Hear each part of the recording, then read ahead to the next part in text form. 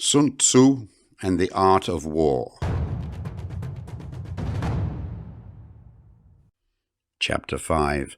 Energy. Sun Tzu said, "The control of a large force is the same principle as the control of a few men. It is merely a question of dividing up their numbers.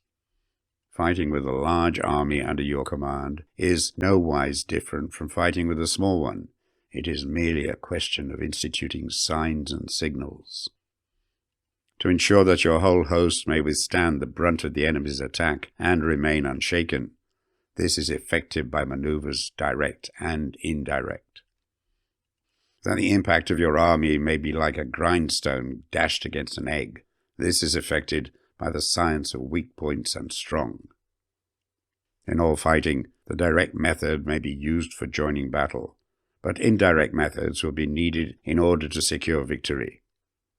Indirect tactics, efficiently applied, are inexhaustible as heaven and earth, unending as the flow of rivers and streams. Like the sun and moon, they end, but to begin anew. Like the 4 seasons, they pass away to return once more.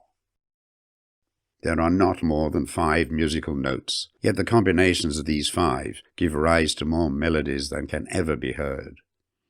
There are not more than 5 primary colors, blue, yellow, red, white, black. Yet in combination they produce more hues than can ever be seen.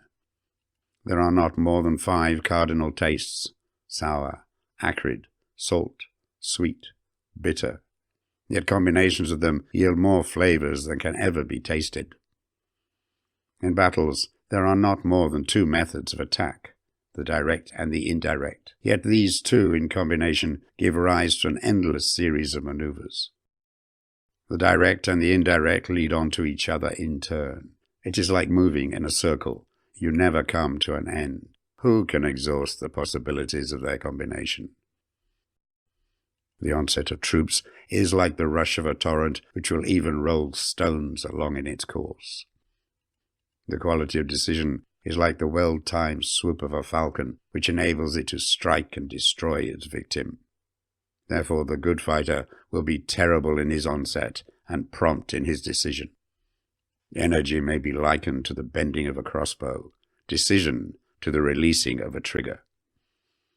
Amid the turmoil and tumult of battle, there may be seeming disorder, and yet no real disorder at all.